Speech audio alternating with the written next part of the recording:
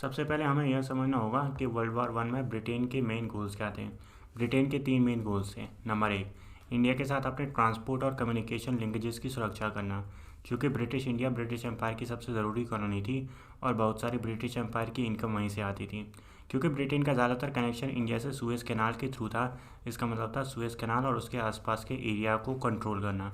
Number 2, Iran में मौजूद oil fields को बचाना। यह बहुत ज़रूरी था क्योंकि वर्ल्ड वॉर वन के आते आते ब्रिटिश नेवी पूरी तरह ऑयल पर डिपेंडेंट हो चुकी थी।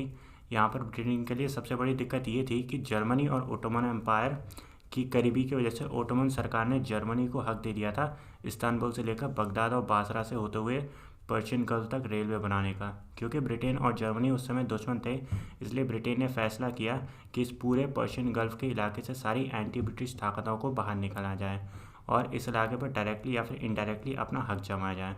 ओवरऑल ब्रिटेन का प्लान यह था कि पैलेस्टाइन में मौजूद हाइफा और एकर से लेकर इराक तक रेलवे लाइन बिछाई जाए, जिसमें कि ईरान में मौजूद ऑयल वेल्स की ढंग से प्रोटेक्शन की जा सके। Number 3, imperial rivalry.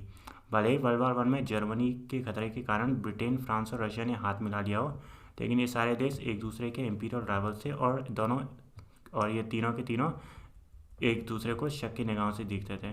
Middle east के इस इलाके में ब्रिटेन का जो सबसे बड़ा प्रतिद्वंद्वी था वो था फ्रांस।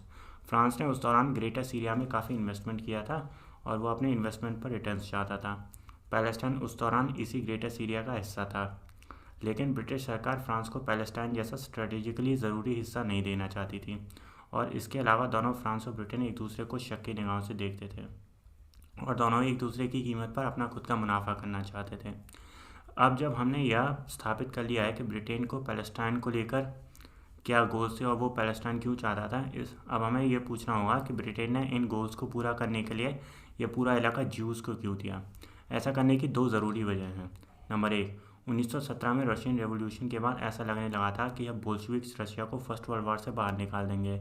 ऐसा ना हो, इसके लिए जर्मनी के खिलाफ लड़ाई जारी रहे, इसलिए ब्रिटेन ने यह फैसला किया कि पैलेस्टाइन को ज्यूज़ को दे दिया जाए। ऐसा इसलिए किया गया क्योंकि ब्रिटिश सरकार को लगा था कि ज़ायनिस्ट की काफ़ी इन्फ्लुएंस है बोल्शेविक्स के अंदर और अगर ब्रिटिश सरकार ने ज़ायनिस्ट की मदद की तो रशिया को जर्मनी के खिलाफ जंग में रहने के लिए मनाया जा सकेगा।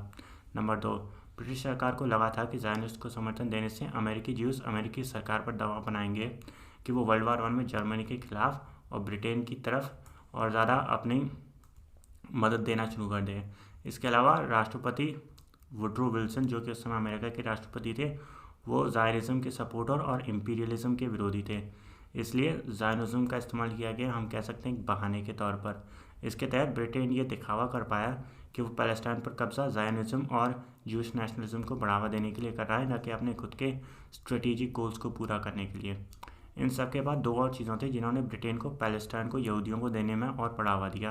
पहला तो ये था कि ब्रिटिश जर्नलिस्ट द्वारा की गई बहुत सारी लॉबिंग, जिसने कि ब्रिटिश सरकार को इनकरेज किया ज़ायनिज़्म का सपोर्ट करने के लिए। इन लॉबीज़ में सबसे ज़रूरी थे जेम्स वाइज़मैन, जिन्होंने अपने शानदार कन्वर्सेशन स्किल्स का इस्तेमाल करके कई सीनियर ब्रिटिश ऑफिशियल्स को ज़ायनिज़्म का सपोर्टर बना दिया। ये आगे चलकर इजराइल के पहले राष्ट्रपति बने। दूसरा यह है कि कुछ लोग जो पहले से ही ज़ायनिज़्म के समर्थक थे वो ब्रिटिश सरकार में ज़रूरी पदों पर थे। इनमें से सबसे ज़रूरी हैं डेविड लॉयड जॉर्ज, जो कि 1916 में ब्रिटेन के प्रधानमंत्री बने। इस सब के बावजूद हमें ये याद रखना चाहिए कि भले ही ब्रिटेन सरकार में कई ज़ायोनिस्ट सपोर्टर्स थे और इसने काफ़ी हद तक मदद की थी बैलफोर डिक्लेरेशन में, जिसके तहत पैलेस्टाइन को ज्यूज़ को दिया गया। लेकिन अगर बैलफोर डिक्लेरेशन इशू करने से ब्रिटेन के कोई स्ट्रेटेजिक ऑब्जेक्टिव्स पूरे नहीं होते तो कोई भी प्रो ज़ायोनिस्ट डिक्लेरेशन नहीं की जाती ब्रिटिश सरकार द्वारा। तो दोस्तों, आज के लिए बस इतना ही। अगर वीडियो पसंद आया तो लाइक और शेयर ज़रूर करें। आगे आने वाली वीडियोज़ के लिए सब्सक्राइब करना न भूलें। अभी के लिए विदा लेते हैं। नमस्कार।